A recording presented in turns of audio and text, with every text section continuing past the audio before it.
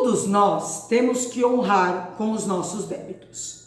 Se deve e é possível pagar, tem que fazer. E com os nossos nobres parlamentares, obviamente que não é diferente. Então, é possível que um vereador tenha a sua aposentadoria penhorada para o pagamento de honorários advocatícios? A resposta é afirmativa.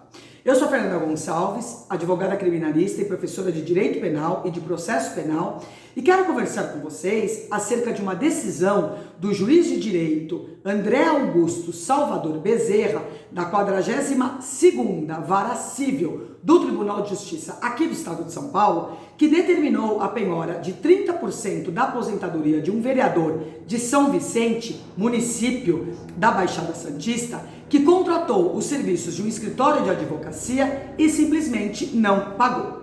O magistrado determinou o limite da penhora até o limite do débito, que é de R$66 mil.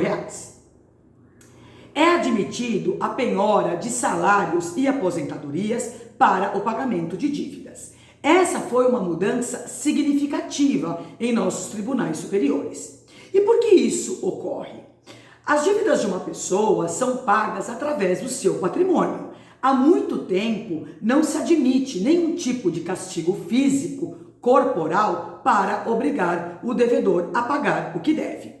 Se uma pessoa ela não honra com os seus compromissos financeiros, tornando-se dessa forma devedor de alguém, esse alguém, que é o credor, terá que procurar no patrimônio do devedor bens para que ele possa receber. Mas a lei, em homenagem ao princípio da dignidade da pessoa humana e da menor onerosidade do devedor, não autoriza que esse devedor fique à míngua para pagar os seus débitos. Por isso, a lei estabelece um rol de bens que ela considera como impenhoráveis. Mas o que isso significa? Se o devedor tiver somente bens considerados impenhoráveis pela lei, infelizmente, o credor não receberá o que é de direito. Previsão justa ou não é o que consta em nossa lei. Se o devedor somente tiver bens impenhoráveis, é aquele famoso ganha, mas não leva. O credor não terá como satisfazer o seu débito.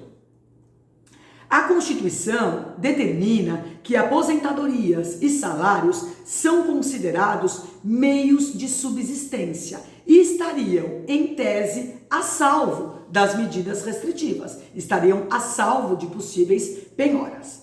A penhorabilidade de salário sempre foi um tema muito debatido, visto que é uma verba alimentar e serve para a sobrevivência do devedor.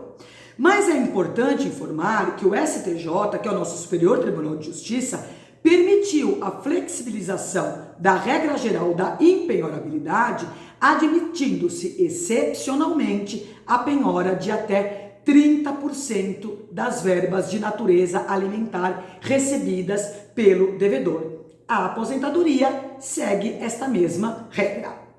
Antes de comentarmos a decisão, e por ser essa uma questão muito importante, eu quero esclarecer a questão da impenhorabilidade de bens. O artigo 833 do Código de Processo Civil determina, ou seja, os bens que falarei não podem ser penhorados para pagamento de dívidas. Eu vou fazer a leitura da cabeça do artigo, o que a gente chama de caput, e do inciso 4º. São impenhoráveis, inciso 4º, os vencimentos, os subsídios, os soldos, os salários, as remunerações, os proveitos de aposentadoria, as pensões, os pecúlios e os montepios, bem como as quantias recebidas por liberalidade de terceiros e destinadas ao sustento do devedor e de sua família, os ganhos de trabalhador autônomo e os honorários de profissional liberal, ressalvado o parágrafo 2º. Esse parágrafo 2º, que é ressalvado no próprio inciso, prevê que a impenhorabilidade não se aplica, obviamente, aos pagamentos das pensões alimentícias. O devedor não pode falar que ele não tem dinheiro para pagar a pensão alimentícia do seu filho. Isso não é admitido. Pois bem, sabemos então que o salário e a aposentadoria, que têm natureza alimentar, são impenhoráveis. Mas essa impenhorabilidade, ela é absoluta? Não, o STJ entendeu que não. A Corte Superior firmou o entendimento de que é possível afastar de forma excepcional a regra da impenhorabilidade dos salários para permitir o pagamento de dívida, desde que essa constrição, ou seja, essa penhora, não ameace a sobrevivência do penhorado. No caso concreto, a decisão do juiz que acolheu os argumentos do escritório de que os honorários advocatícios se caracterizam como meio de subsistência devem ser encarados de modo equivalente a proveitos como aposentadoria e salário, ou seja, as partes estariam na mesma situação, que são verbas alimentares. Os honorários advocatícios são as verbas alimentares dos advogados. Diante disso, o juiz determinou o envio de ofício ao INSS para o cumprimento da penhora. Para quem tiver interesse em conferir essa decisão, basta acessar os autos 101, 47, 24-22.2019.